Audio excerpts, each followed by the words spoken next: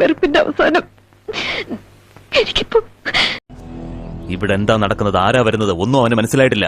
ഇവിടെ എന്താണ് നടക്കുന്നത്, വരുന്നവൻ ആരാണ് എന്നൊക്കെ മനസ്സിലാക്കിയാൽ ഈ ലോകത്തുള്ള ആരും പിന്നെ ഇങ്ങോട്ട് വരില്ല. അവൻ പേരെന്നാ சொன்ன? ആരവൻ? അവനോ? ബഹുമാനത്തോടെ സംസാരിക്കടാ. മഹാനല്ലേ മഹാൻ.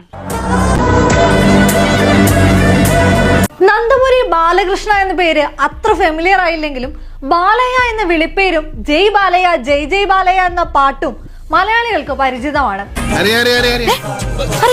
അതെനിക്കറിയാം.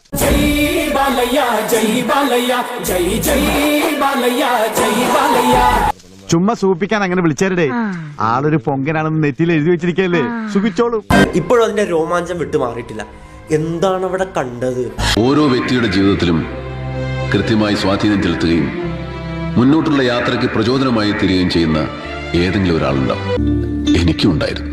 അത് പറയാൻ എനിക്ക് ഒരു മടിയില്ല. എന്റെ മോൾ അന്ന എന്റെ രാശി. പ്രേക്ഷകർക്ക് വേണ്ട ഹീറോയിക് മെറ്റീരിയലുകൾ കൃത്യമായ ഇടവേളകളിൽ സമ്മാനിച്ചുകൊണ്ട് തന്റെ ആരാധകരെ വീണ്ടും വീണ്ടും കയ്യിലെടുക്കുക ഒരു ബാലയ്യ സ്റ്റൈലാണ്. പണ്ട് കടവും കടത്തിണ്ടയുമായിട്ട് കരയിൽ കറങ്ങി നടന്ന പഴയ കമലാസനല്ല, സ്വന്തം കാശ് കണ്ട് സ്വന്തം കണ്ണ് തന്നെ തള്ളിപ്പോയ പുതിയ കമലാസനൻ, അൽ കമലാസനൻ.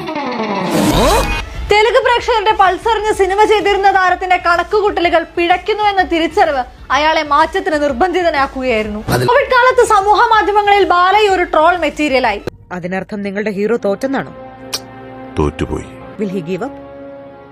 മുറിവേറ്റ സിംഹത്തിന്റെ ശ്വാസം ഗർജനത്തെക്കാൾ ഭയങ്കരമായിരുന്നു. മാറ്റടാ ഗിയർ. മാറ്റി.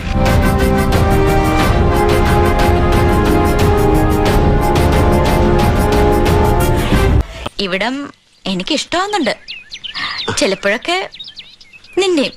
നിങ്ങൾ മല്ലയല്ല, മുത്താണ്, മുത്തയ്യ. വിളിക്കണ മല്ലയാക്കി ജയ് ജയ് ബാലയ്യ, ജയ് ബാലയ്യ, ജയ് ജയ് ബാലയ്യ, ജയ് ബാലയ്യ.